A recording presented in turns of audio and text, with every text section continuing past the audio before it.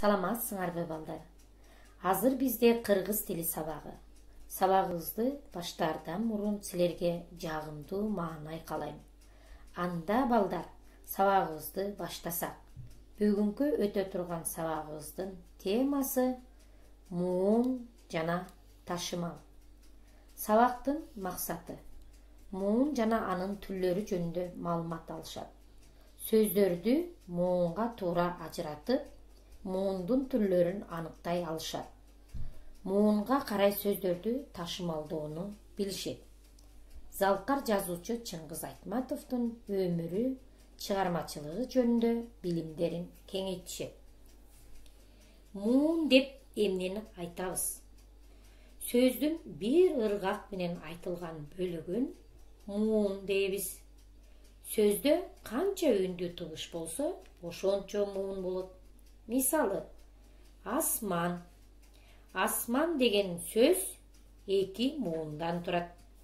Биринчи муун ас, экинчи мууну ман. Бир тамгадан турган муунду ташымалдоого болбойт. Муунга ажыратууга болот. Мисалы, убак, элик, орун деп муунга ажыратсак болот. Ташымалдоо деп эмнени айтабыз? Жазууда сөздүн батпай калган бөлүгүн жаңы сапка жазуу ташымалдоо деп аталат. Сөз муунга карата ташымалданат.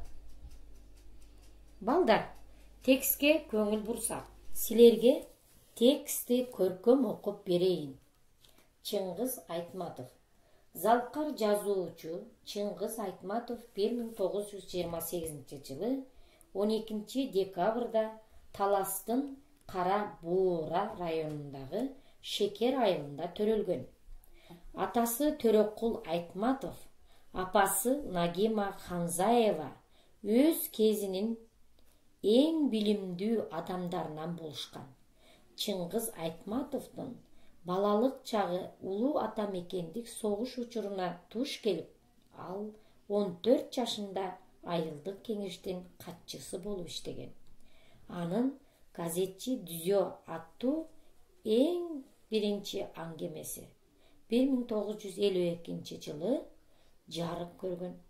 Айтматовдун биринчи мугалим Жамила, Ак кеме, Эрте келген турналар, Гүлсарат жана башка чыгармалары дүйнө элдеринин көптөгөн тилдерине которулган.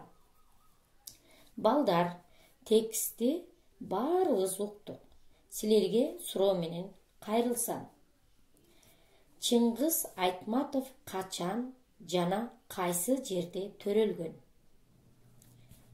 Экинчи, анын эң алгачкы чыгармасы кайсы? Үчүнчү, Чыңгыз Айтматов жөнүндө билгениңерди айтып бергиле.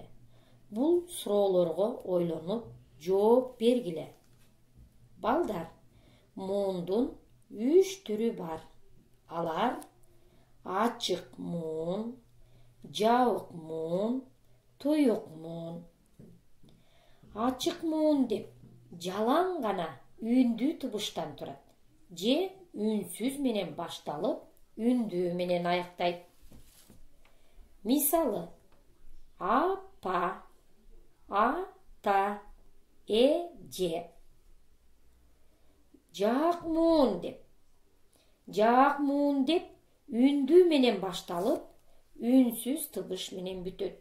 Мисалы, ат, от, эт. Туюк муун деп. Туюк муун үнсүз менен башталып, үнсүз менен аяктайт. Мисалы, мектеп. Балдар, сабагыбызды жыйынтыктап жатып, силерге суроолор менен кайрылсам. Муун деген эмне? Сөздү муунга кантип ажыратабыз? Муундун кандай түрлөрү бар? Ташымалдоону эмнеге карата жүргүзөбүз? Бир муундуу сөздөр ташымалданабы? Азаматсыңар балдар. Үйgө tapşırma. Tekstin 4-cü süйлömündögü sözdөрдү muunga ajıratkıla. Muuндун түрлөрүн аныктагыла. Саламатта калгыла.